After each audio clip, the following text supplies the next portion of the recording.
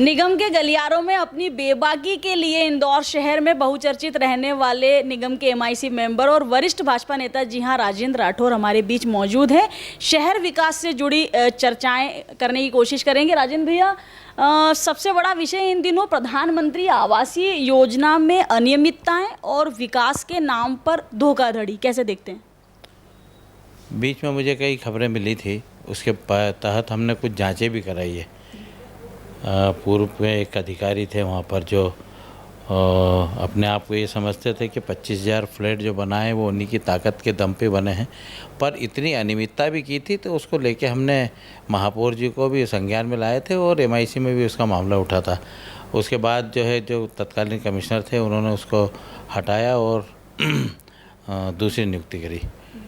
आज जो है उन्हीं का एक पत्र भी जो है घूम रहा है शहर में, मीडिया के अंदर और सोशल मीडिया पर, कि अब मैं जो है थक गया हूँ नौकरी करना, अब आगे से 1 साल का जो एक्सटेंशन था वो मेरा पूरा हो गया है और अब 1 महीने पहले ही मैं अपने उससे देता हूँ और अगली बार मैं काम करना नहीं चाहता हूँ, अगली बार नहीं करूँगा। तो ऐसा उनका एक पत्र आया है, तो मैंने भी लिखा है कि बहुत बहुत धन्यवाद आपको कि आपका नगर निगम पे जो है नगर निगम परिषद और इस शहर आपका आभारी रहेगा कि आपने बहुत अच्छे अच्छे काम किए।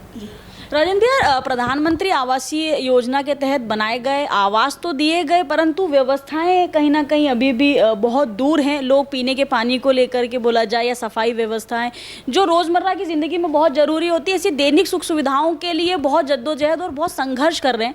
और मेरा ऐसा मानना है कि आप हमेशा से एक आम आदमी की नब्ज़ को टटोलते आए हैं और आम आदमी से सीधे संवाद करते हैं, तो मेरा ऐसा मानना है कि इन विषयों पर बहुत गंभीरता से ध्यान देने का समय है। वास्तव में प्रधानमंत्री जी की वो महत्वाकांक्षी योजना है जिसमें शहर के अंदर 25,000 आवासीय मकान बने हैं। जिन लोगों के पास आवासहीन है उन लोगों को मकान देने के लिए, पर देखने में आया है कि यहाँ पर जो परिसर बने, कई परिसर तो जहाँ कंसल्टेंट हैं उसी ने 10-10 फ्लैट ले लिए, 14-14 फ्लैट ले लिए, फिर ठेकेदार हैं उन्होंने ले लिए, अधिकारी हैं उन्होंने ले लिए, तो जनता को तो मिल ही नहीं पाए हैं। तो उसकी भी शिकायतें आई थी। कुछ जगह पर जो है लोगों की भी शिकायत आ रही है कि अभी बहुत सारी अनियमितता हैं। हमको जो मेंटेनेंस कंपनी है उसको हम खबर करते हैं तो वो सुनता नहीं है, मेंटेनेंस ले रहे हैं हमसे, पर हमारे बहुत दुखी हैं। हमने क्या गलती करी है प्रधानमंत्री आवास योजना का मकान लेकर? तो अब 5 तारीख के बाद ये आचार संहिता है, 5 तारीख के बाद हम जो है इस पर भी चर्चा करेंगे और उन लोगों को जो समस्या है उनकी उसका निराकरण भी करेंगे। उद्यानों को लेकर के हमेशा आप बहुत सेंसिटिव रहे हैं और मुझे ऐसा लगता है विभाग चाहे कोई भी रहा हो आपका नगर निगम में, लेकिन उद्यान से आपको बहुत प्रेम रहा है हमेशा से। और जैसे लोग बच्चा गोद लेते हैं वैसे आप बगीचों को गोद ले लेते हैं और जब तक वो सबसे सुंदर सबसे खूबसूरत नहीं हो जाते तब तक वहाँ काम करते रहते हैं। तो क्या इस बार भी इस परिषद में भी कोई ऐसा ध्येय आपने बनाया है कि अपने कार्यकाल में कौन कौन से क्षेत्रों के जो बगीचे हैं वो सुंदर और खूबसूरत हो जाएंगे ताकि रहवासियों को एक बेहतर अच्छी शुद्ध वायु शुद्ध वातावरण भी मिले और क्षेत्र का माहौल भी अच्छा हो?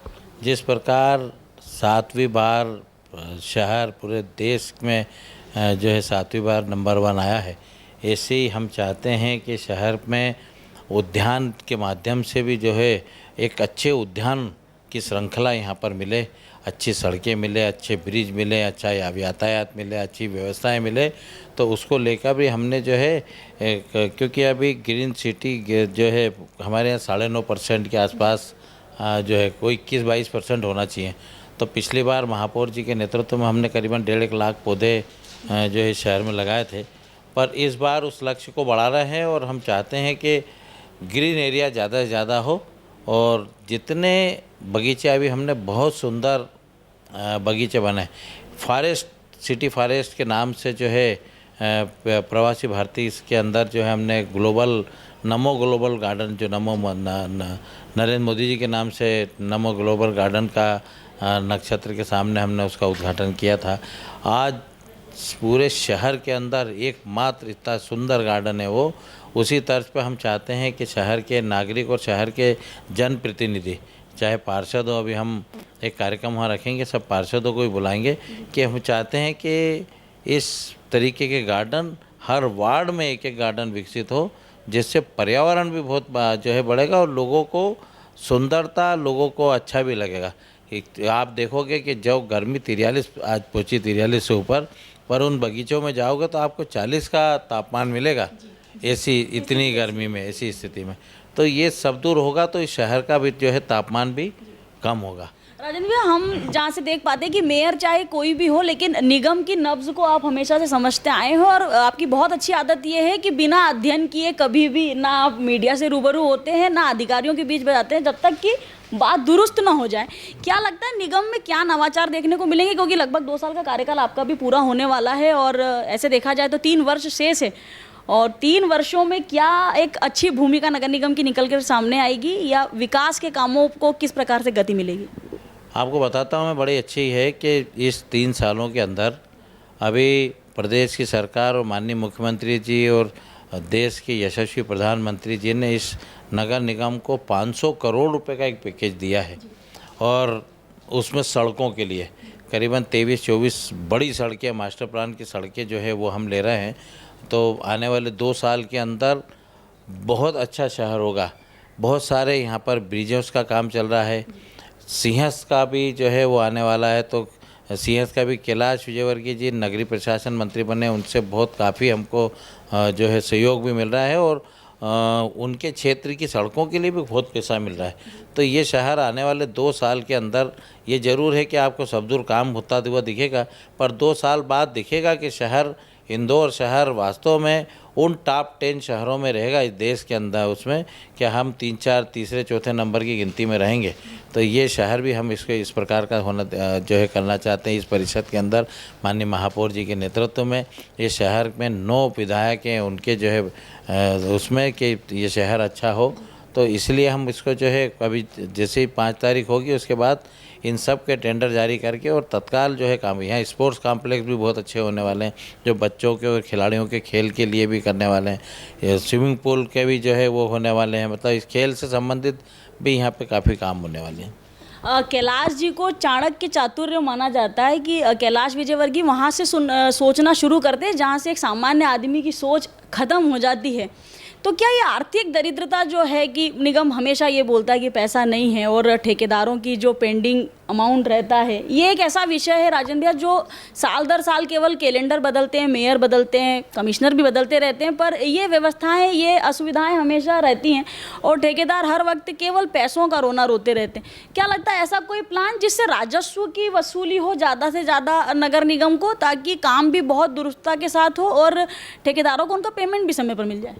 ये बात सही है कि अभी पिछले 3-4 सालों में जिसको बोलते हैं ना कि पैसे की कमी नगर निगम में आई है, तो उसके कारण भी थोड़ा सा वो हुआ है। पर अब हम नगर निगम अपने आत्मनिर्भर होने की हम जो है महापौर जी के उसमें आत्मनिर्भर बनाना चाहते हैं, और हम नहीं चाहते हैं कि किसी के उस पर रहें, आश्रित रहें, और हम अपने खुद के सोर्स से इस नगर निगम को करेंगे और स्वावलंबी बनाएंगे। और जो ठेकेदार हैं ऐसा भी करेंगे कि ऐसा भी समय आएगा अभी हाल कुछ समय में कि लोगों को जो है हाथों हाथ पैसा मिले, और जो पुराना पेंडिंग है उसके लिए भी हम जो है चाह रहे हैं कि जल्दी जल्दी थोड़ा थोड़ा करके और वो होगा। क्योंकि नगर निगम की आर्थिक स्थिति भी जो थी वो 4-5 सालों से बड़ी दयनीय थी, पर अब हम कुछ सोर्स ऐसे देख रहे हैं कि जैसे जैसे हुकमचंद मिल वाला है अभी हुआ है, तो उससे हमको कुछ पैसा मिलेगा। फिर हमारे पास खुद की प्रॉपर्टियां हैं, वो करके करेंगे तो जो है उससे पैसा होगा, तो जो है ये जल्दी से उसका होगा। राजेंद्र भैया, निगम का एक ऐसा घोटाला, आज तक इंदौर नगर निगम पूरे देश भर में 7-7 बार नंबर 1 आने के लिए स्वयं को गौरवान्वित करता हुआ आया है, और ये सब माना जाता था कि निगम एक ऐसी काजल की कोठरी है जिसमें कोई गया तो बेदाग साबुत आता नहीं है, परंतु ऐसे कोई दाग पीछे कुछ सालों में लगे नहीं थे। पर बीते दिनों आप ही की परिषद में एक घोटाला उजागर हुआ, और तकरीबन जो 28 करोड़ से तकरीबन शुरू होता है और 150 करोड़ तक पहुंचता है, और निगम के कुछ जानकार और पूर्व पार्षद, नाम हम नहीं लेना चाहेंगे, उनका तो ऐसा मानना है कि 10,000 करोड़ का ये घोटाला है। तो वाकई में क्या ये इतना लंबा घोटाला है? और अगर इतनी बड़ी व्यवस्था चल रही थी तो किसी को भनक कैसे नहीं लगी? एक तरफ काम करने वाले ठेकेदारों के लिए हमारे पास पेमेंट नहीं है, और एक तरफ हम बिना काम किए ठेकेदारों को पेमेंट दे देते हैं। ये बात सही है, आपने जो सही बताया है। क्योंकि क्या है कि एक बड़ा घोटाला हुआ है, 10,000 करोड़ का तो नहीं है, पर यह है 150-200 करोड़ रुपए का, 150 करोड़ रुपए के आसपास का घोटाला है। और इसमें जो है जब ये घोटाले की शुरुआत हुई थी तभी हमने कहा था कि कुछ जिन ठेकेदारों के नाम आए थे तो उस समय ऐसा लग गया था कि ये जो आदमी जो मुख्य सरगना है उसका मालूम हमने बता दिया था कि यही इसमें निकलेगा, क्योंकि उन्हीं से जुड़े हुए लोग थे वो। क्योंकि इनकी आदतें अब जो है अधिकारियों के बचाव के कारण ही, जैसे पिछली बार ये यातायात घोटाला में जब सभापति था उस समय पकड़ा था, यातायात घोटाले में लोकायुक्त में मेरे बयान भी हुए हैं, उसमें और भी अधिकारी हैं, एक एक नोट शीट के अंदर जो है 9-9 लाख रुपए के बिल बने थे वो। तब हमने यातायात घोटाला पकड़ा था और एक रात में 1.5 करोड़ रुपए का सामान आज भी नूतन विद्यालय के कमरे में रखा है। उसका मुख्य सरगना अभय राठौर है और उसके साथ और अधिकारी थे जो उसके अंदर थे। लोकायुक्त में प्रकरण दर्ज हुआ, न्यायालय में चला, पर अधिकारियों के बचाव के कारण जो है न्यायालय से पैसा उस ठेकेदार को मिला है फर्जी तरीके से। पर लोकायुक्त में प्रकरण आज भी चल रहा है, ईओडब्ल्यू में भी चल रहा है। उसके बाद 2-3 लोकायुक्त और ईओडब्ल्यू के केस उनके ऊपर और हुए, आर्थिक अपराध के केस उसके ऊपर और हुए, पर क्योंकि कार्रवाई ठीक तरीके से नहीं हो पाई, अधिकारियों द्वारा अधिकारियों को बचाया गया, उसका ये नतीजा निकला कि वो बेखौफ हो गया और इतनी बड़ी उसको फिर से उसने अंजाम देने की का प्रयास किया। तो जो ऐसे लोकायुक्त में जिन अधिकारियों पे जिस पे वो प्रकरण है उनके खिलाफ कार्रवाई, जो अगर सख्त कार्रवाई होती तो ये नहीं देखना पड़ता। ये जो कार्रवाई हुई है इसमें ये बात सही है कि पैसा हमारे पास नहीं है और इन ऐसे जो नकली फर्जी फाइलों के माध्यम से जिन लोगों ने बिल प्रस्तुत करे और उनको भुगतान जो अकाउंट ऑफिसर के द्वारा किया गया, तो अकाउंट ऑफिसर की गलती नहीं है, ऐसा नहीं है कि अकाउंट ऑफिसर के साथ में जो उस समय के अपर आयुक्त थे, जो उस समय के आयुक्त थे, उन लोगों की भी जो है जांच होना चाहिए। क्योंकि बिना आज आप किसी को फ़ोन करो कि भाई 10 लाख रुपए का पेमेंट किसी ठेकेदार का करना है तो वो बिना आयुक्त की सहमति के नहीं कर सकता है। फिर करोड़ों रुपए का भुगतान बिना आयुक्त की सहमति से कैसे दे देगा? और ये जवाबदारी जो है आप अधिकार देने से बच नहीं सकते हो कि आपने अधिकार दे दिए हैं तो आप जो है उस अधिकारी की जवाबदारी हो गई। जवाबदारी तो आयुक्त की है, तो आयुक्त को भी जो है उस समय के आयुक्त जो थे उन लोगों को भी उनकी भी जांच होना चाहिए। जो अपर आयुक्त थे इस विभाग के उनकी जांच होना चाहिए, जो अकाउंट ऑफिसर थे उनकी जांच होना चाहिए, जो ऑडिट था उनके खिलाफ भी जो उस समय थे उनके खिलाफ भी कार्रवाई होना चाहिए। तो इन सब के खिलाफ जो है अनुशासनात्मक कार्रवाई, दंडात्मक कार्रवाई होना चाहिए। ये मेरा जो है मैंने पहले भी कहा है, क्योंकि इनके बिना जो है इतना बड़ा भुगतान नहीं निकल सकता। अच्छा, जब भी खैर फिर से मानसून आने वाला है और फिर पानी गिरेगा और फिर मुझे लगता है कि आधा इंदौर जलमग्न हो जाएगा। और मुझे बहुत अच्छे तरीके से याद है कि आपने भी बीते कुछ समय में नाला टेपिंग पे बहुत सारे प्रश्नवाचक चिन्ह लगाए थे कि नाला टेपिंग में बहुत सारी खामियां हैं और समय आने पर मतलब सांच को आँच नहीं, शायद आप ही कहते थे कि अगर सत्य है तो वो भले 100 साल बाद आएगा लेकिन 100 साल बाद सामने जरूर आएगा। तो क्या लगता है ये नाला टेपिंग का जो घोर भ्रष्टाचार रहा है, जिसे स्वयं मंत्री, वर्तमान में मंत्री कैलाश विजयवर्गीय ने भी उन दिनों बोला था कि नाला टेपिंग में बहुत सारी खामियां हैं और इसकी जांच होनी चाहिए। पूर्व की मेयर रही मालिनी गौड़ ने भी पिछले वर्ष ये बयान जारी किया था कि वास्तव में नाला टेपिंग में कुछ ना कुछ खामियां जरूर हैं।